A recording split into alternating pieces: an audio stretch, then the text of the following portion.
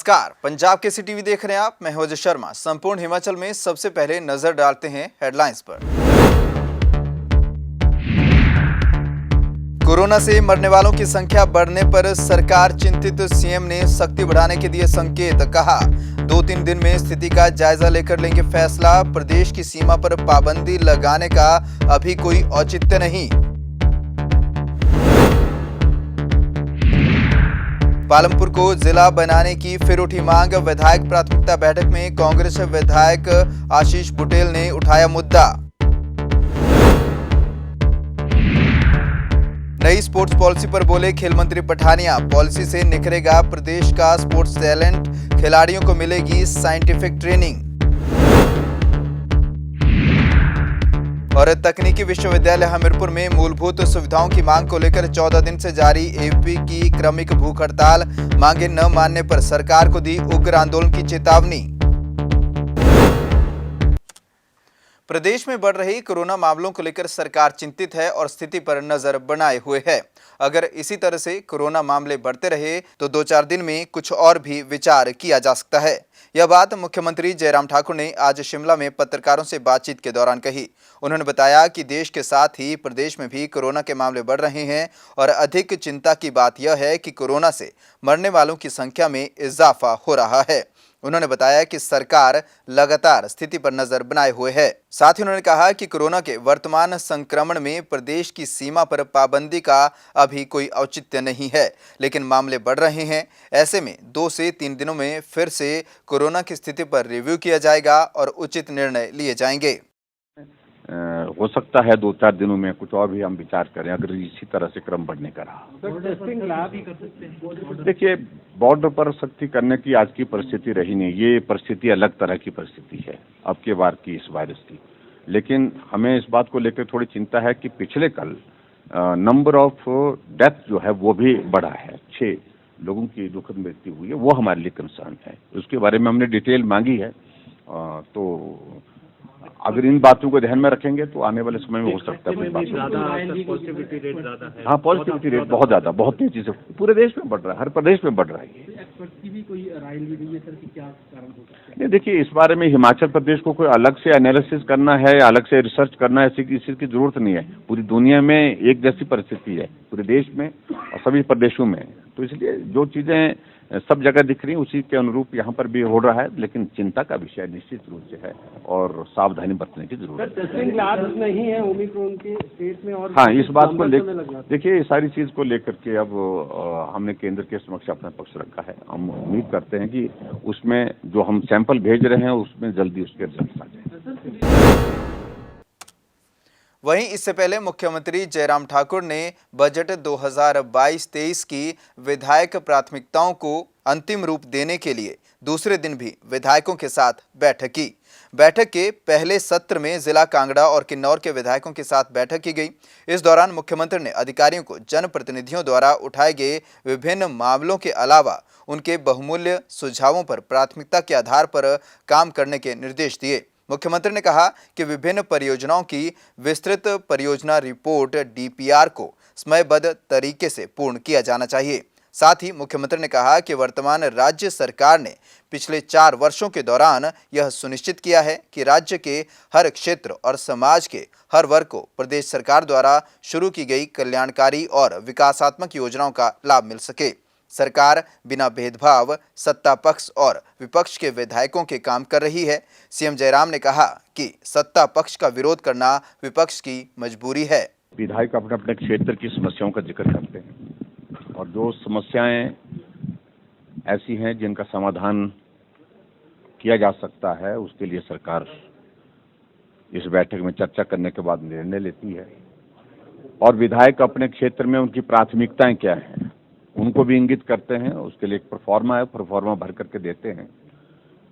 तो ये बैठक का क्रम आज से नहीं वर्षों से चला हुआ है। मैं 25वीं बार 25 साल से इस एनुअल प्लानिंग की बैठक में हर बार आता हूँ। सभी बातें जो कही जाती हैं उनका समाधान होता है ऐसा कभी होता नहीं है, संभव भी नहीं है। लेकिन उसके बावजूद विधायक के प्रमुख मुद्दे अपने क्षेत्र के क्या क्या हैं, ज्वलंत मुद्दे क्या हैं, उनका समाधान करने की दृष्टि से हम उनको प्रायोरिटाइज करते हैं। विधायक को भी हम बोलते हैं कि आप प्रायोरिटाइज करके दीजिए, आपकी सड़कें कौन कौन सी प्राथमिकता की हैं, पानी की स्कीमें कौन कौन सी प्राथमिकता की हैं, इंस्टीट्यूशन की दृष्टि से कौन कौन सी बिल्डिंग्स की आपकी प्राथमिकता है, इन सारी चीज़ों को लेकर के काम करते हैं। और ये भी मैं कहता हूँ, अगर सत्ता पक्ष के विधायकों को 2 सड़कें प्रायोरिटी की मिलती हैं तो विपक्ष के विधायकों को भी 2 सड़कें प्रायोरिटी की मिलती है। ये बिल्कुल भी उनका कहना उचित नहीं है। ये उनकी जानकारी के लिए हमने आंकड़ों के साथ बात कही है। जितना पैसा कांग्रेस की सरकार में जब कोविड नहीं था उस वक्त खर्चा जाता था, दिया जाता था विकास के लिए, उससे दुगना विधायक प्राथमिकताओं में हम खर्च कर चुके हैं। इस बात को उनको समझना चाहिए। इसलिए राजनीतिक मकसद की दृष्टि से ही बातें कहते रहना, आंकड़ों पर जमीनी हकीकत है। अंदर विधायक जाकर के कांग्रेस का एक एक विधायक कह करके गया है कि हम आपका धन्यवाद करते हैं, ये सड़क भी बन गई, ये पुल भी बन गया, ये स्कूल का भवन भी बन गया, ये हॉस्पिटल का भवन भी बन गया, सभी बातें कह रहे हैं, रिकॉर्डेड है वो सारी चीजें। तो इसलिए मैं उस पर ज्यादा टिप्पणी नहीं करना चाहता हूं। उन्होंने अपने विपक्ष की भूमिका निभाने के लिए रस्म अदा करनी है, वो कर रहे हैं। पालमपुर को अलग जिला बनाने की मांग एक बार फिर उठने लगी है। विधायक प्राथमिकता की बैठक में पालमपुर के कांग्रेस विधायक आशीष बुटेल ने पालमपुर को अलग जिला बनाकर पालमपुर को मुख्यालय बनाने की मांग रखी। मीडिया से बातचीत के दौरान विधायक आशीष बुटेल ने कहा कि पिछले विधायक प्राथमिकता की बैठक में भी पालमपुर को अलग जिला बनाने की मांग रखी गई थी और इस बार भी बैठक में इस मामले को उठाया गया है। इसके अलावा पालमपुर में खंड विकास अधिकारी का कार्यालय खोला जा सकता है। साथ ही बुटेल ने कहा कि पालमपुर शहर के योजनाबद्ध विकास के लिए समुचित विकास योजना तैयार की जाए। जो पिछले वर्ष मैंने प्राथमिकता बैठक के दौरान बात रखी थी, उसमें सबसे बड़ा मुद्दा मैंने इस बार भी रखा है कि पालमपुर को जिला घोषित किया जाए और पालमपुर में मुख्यालय जिला का बने, ये पहली मांग मेरी है। साथ ही पिछले 4 वर्षों से हम लोग ये मांग करते आए हैं कि कांग्रेस सरकार के समय पर ब्लॉक जो था वो पालमपुर लाने का निश्चय हो गया था और निश्चित था कि ये ब्लॉक आना है, डेवलपमेंट ब्लॉक, और बीडीओ का दफ्तर वहाँ पर बनना था। लेकिन सरकार चली गई और हमने इस सरकार से बार बार मांग की है कि यहाँ पे बीडीओ का दफ्तर पालमपुर में लाया जाए। पालमपुर के लोग अभी 3 अलग अलग बीडीओ दफ्तरों में जाते हैं, तो वो भी आज मांग इनके समक्ष रखी गई है। तीसरी बात हमने रखी है कि जो हिमाचल प्रदेश आर्म्ड पुलिस का जो हेडक्वार्टर है वो पालमपुर में बनना चाहिए। भरमात है पालमपुर में एक जगह जहाँ पर 8 एकड़ के करीब जो भूमि है वो पुलिस विभाग के नाम है, उसके लिए भी हम लोगों ने बात रखी है। और सबसे बड़ी समस्या जो हम लोगों को आज आ रही है, म्यूनिसिपल कॉर्पोरेशन बनने के बाद सरकार ने वहाँ पर जितने भी पद हैं वो स्वीकृत तो है, लेकिन वहाँ पर पोस्टिंग्स नहीं हुई हैं, जिस कारण आज तक कोई भी पैसा हम लोग नहीं खर्च कर पा रहे। कोई वहाँ पर म्यूनिसिपल कॉर्पोरेशन में विकास बिल्कुल ठप हो गया है और ये भी हमने सरकार से मांग की है कि ये वहाँ पर जो पद है उनको जल्द से जल्द भरा जाए ताकि हम वहाँ पर काम कर सके और म्यूनिसिपल कॉर्पोरेशन में भी कुछ काम हो सके। प्रदेश की नई स्पोर्ट्स पॉलिसी से प्रदेश का स्पोर्ट्स टैलेंट निखरेगा, यह कहना है प्रदेश के खेल मंत्री राकेश पठानिया का। धर्मशाला में मीडिया से बातचीत के दौरान राकेश पठानिया ने कहा कि फिजियो और साइंटिफिक अप्रोच के बिना स्पोर्ट्स और स्पोर्ट्समैन अधूरा है। यदि कोई खिलाड़ी 100 मीटर दौड़ता है तो उसके समय को कम से कम कैसे किया जाए, इसके लिए साइंटिफिक ट्रेनिंग जरूरी है। पठानिया ने कहा कि ट्राइबल के बच्चों में तीर कमान का टैलेंट है, वहीं प्रदेश में कुश्ती, शूटिंग, जूडो और एथलेटिक्स में अच्छी प्रतिभाएं हैं। नई स्पोर्ट्स पॉलिसी के माध्यम से उन्हें भी मंच मिलेगा। पठानिया ने कहा कि नई स्पोर्ट्स पॉलिसी के तहत ऐसी व्यवस्था की गई है कि ओलंपिक में गोल्ड मेडल जीतने वाले को सरकार की ओर से 3 करोड़ रुपए, सिल्वर मेडल विजेता को 2 करोड़ रुपए और ब्रॉन्ज मेडल विजेता को 1 करोड़ रुपए की पुरस्कार राशि सरकार द्वारा दी जाएगी। इससे पहले ऐसा कोई प्रावधान प्रदेश में नहीं था। इसमें बहुत से एस्पेक्ट्स को जोड़ा गया है, बहुत डिटेल्ड में जिसको कहते हैं, बड़ा प्रोफेशनली इस पे काम हुआ है और मैं नहीं समझता कि कोई भी ऐसा एस्पेक्ट है जो युवाओं के आगे बढ़ने के संबंध रखता हो उसको हमने टच ना किया हो। कोई भी ऐसा फैक्टर जिसके माध्यम से एक नई अपॉर्चुनिटी हमारे बच्चों को मिले, एक नया प्लेटफॉर्म मिले और एक साइंटिफिक अप्रोच जो बहुत ज़रूरी है। जैसे फिजियो हमने ऐड किया, फिजियो के बिना कोई भी स्पोर्ट्समैन आज अधूरा है। साइंटिफिक ट्रेनिंग के बिना कोई भी स्पोर्ट्समैन आज अधूरा है। हाई एल्टीट्यूड ट्रेनिंग के बिना कोई भी स्पोर्ट्समैन आज अधूरा है।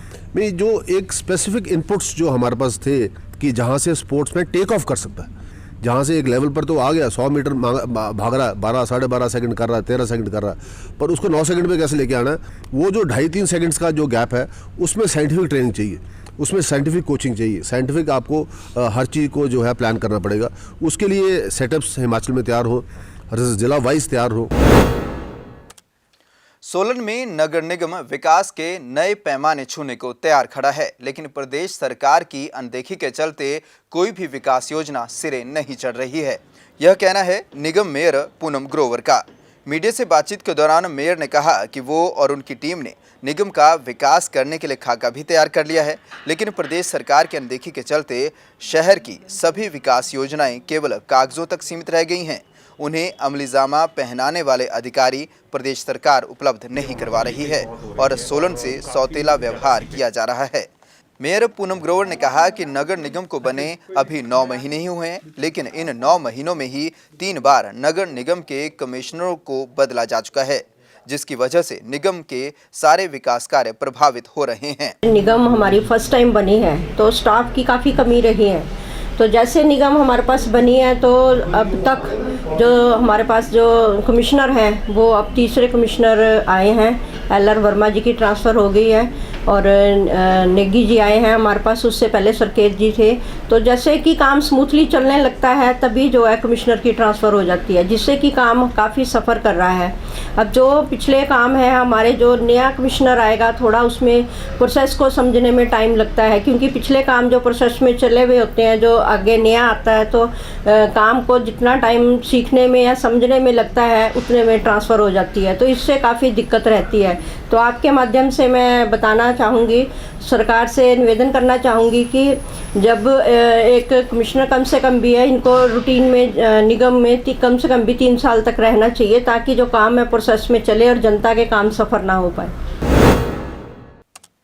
एलिमेंट्री प्रशिक्षित अध्यापक संघ ने हमीरपुर जिला में खाली पड़े JBT के पदों पर नियुक्ति करने की मांग की है। इसे लेकर संघ की ओर से एक मांग पत्र शिक्षा उपनिदेशक हमीरपुर को सौंपा गया। संघ ने शिक्षा उपनिदेशक से जिला हमीरपुर में JBT के रिक्त पदों को बैच वाइज भरने के लिए भर्ती के परिणाम को घोषित करने की मांग की। इनका कहना था कि फरवरी 2021 से JBT बैच वाइज भर्ती का मामला कोर्ट में होने के चलते इसका परिणाम घोषित नहीं किया गया है। वहीं मामले में शिक्षा उप निदेशक प्राइमरी संजय ठाकुर ने कहा कि मामला कोर्ट में है और इसी वजह से परिणाम घोषित नहीं किया गया है। साथ ही उन्होंने कहा कि ज्ञापन को उच्च अधिकारियों को भेज दिया जाएगा। हमारी मांग है कि JBT भर्तियों का परिणाम चाहे कमीशन का हो चाहे बैच वाइज का हो, वो जल्दी से जल्दी निकाला जाए और हमारी भर्ती की प्रक्रिया जो है वो जल्दी से जल्दी शुरू की जाए। सर, ये एलिमेंट्री प्रशिक्षित अध्यापक संघ है हिमाचल प्रदेश से। इनकी काउंसलिंग पिछले वर्ष फरवरी 2021 में हो चुकी है, लेकिन इनका परिणाम अभी तक हम लोगों ने घोषित नहीं किया हुआ है, जिसका सबसे बड़ा रीज़न है कि कोर्ट में स्टे लगा हुआ है। तो जब तक कोर्ट की तरफ से स्टे वेकेट नहीं होता है तब तक हम लोग किसी प्रकार की भी कार्रवाई इसके ऊपर नहीं कर सकते हैं।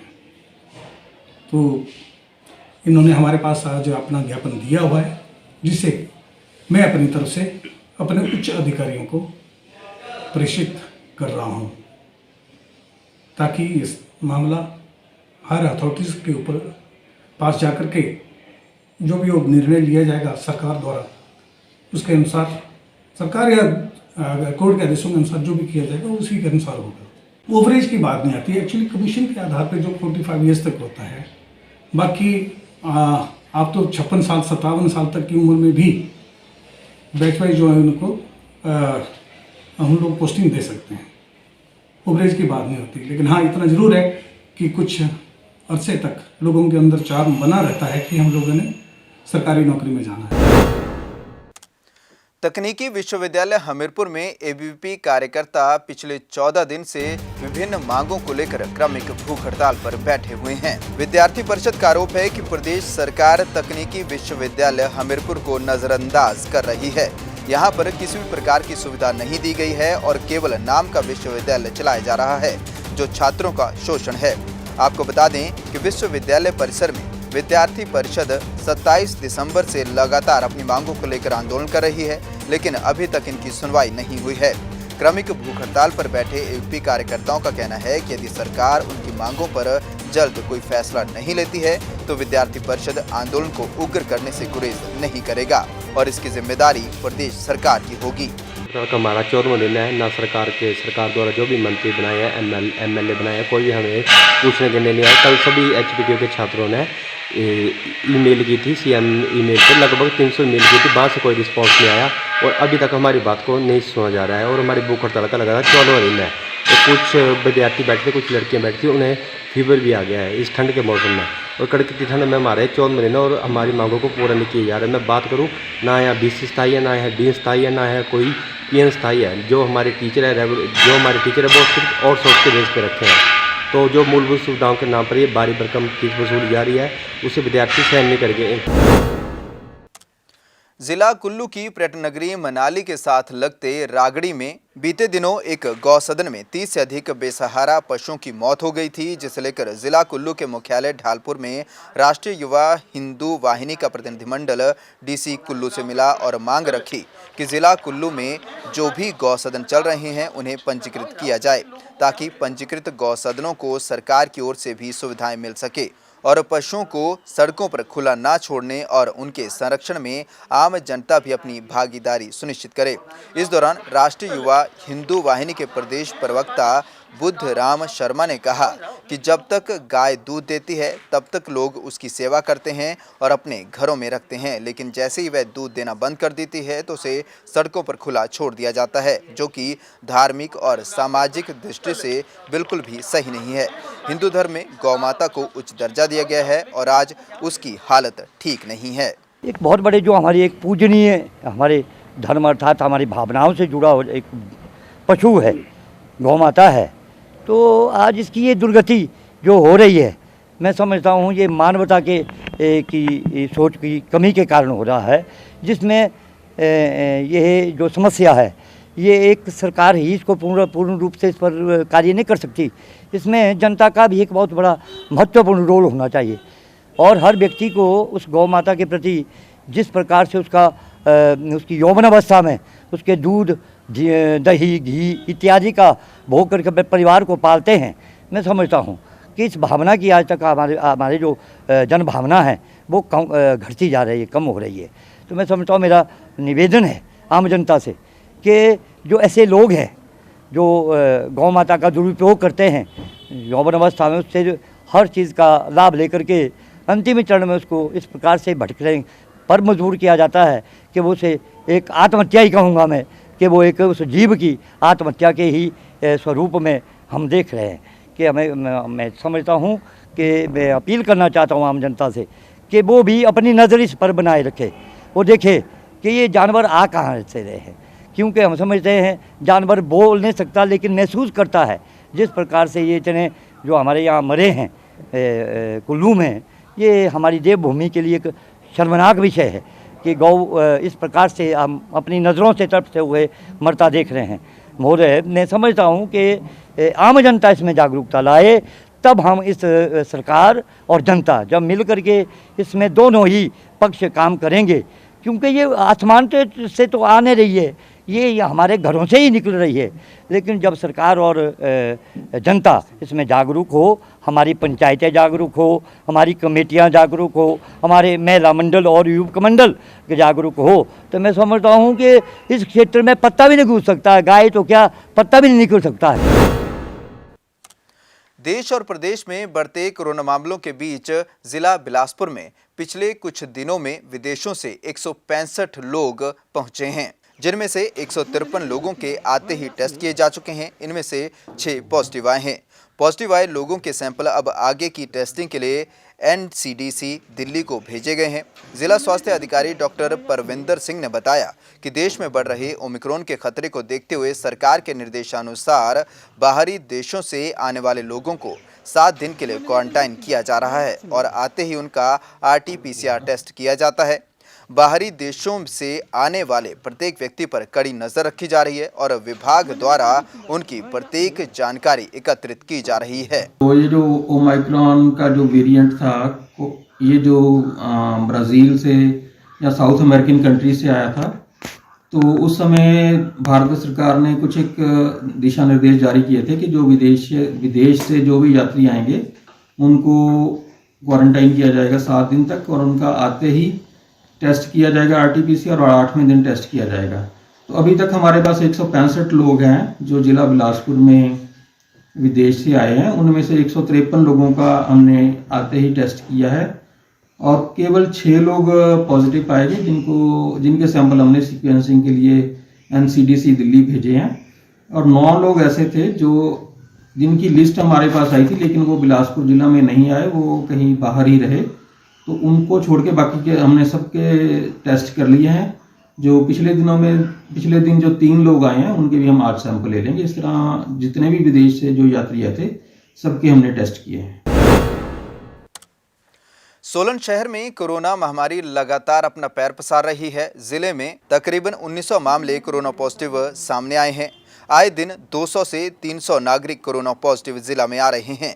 पिछले कल ही सोलन शहर में ही 28 मामले कोरोना पॉजिटिव के आए थे और सर्वाधिक 98 मामले नालागढ़ ब्लॉक से आए थे।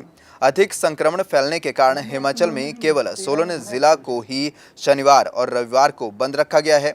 सोलन में संक्रमण फैलने की अनुमानित एवरेज 30% मानी जा रही है, जिसके चलते सोलन मुख्य चिकित्सा अधिकारी राजन उपल समय समय पर बैठकें कर चिकित्सकों को आवश्यक दिशा निर्देश दे रहे हैं और उन्हें हाई अलर्ट पर रहने के लिए कहा गया है। सोलन में जो एक्टिव केस है वो 1500 के करीब एक्टिव केस हो चुके हैं। ज़्यादातर मामले तो वैसे पूरे डिस्ट्रिक्ट सोलन से फैले हुए हैं, पर नालागढ़ बद्दी एरिया से ज़्यादा केसेस हमारे को रिपोर्ट हो रहे हैं क्योंकि माइग्रेंट लेबर वहाँ पर ज़्यादा है। प्रेजेंटली तो जो हमने हॉस्पिटल सील किया था वो अब खोल दिया गया है। अभी कोई हॉस्पिटल हमारा सील नहीं है। इससे सेवा बिल्कुल प्रभावित नहीं हो रही। स्वास्थ्य सेवा जो है वो पूरी अपनी शक्ति के साथ काम कर रहे हैं। हमारे लोग पॉजिटिव आ रहे हैं, पर इसका मतलब ये नहीं है कि हम पीछे हट रहे हैं। हमारे जो कार्यकर्ता है वो एक से एक बढ़कर अपना काम कर रहे हैं।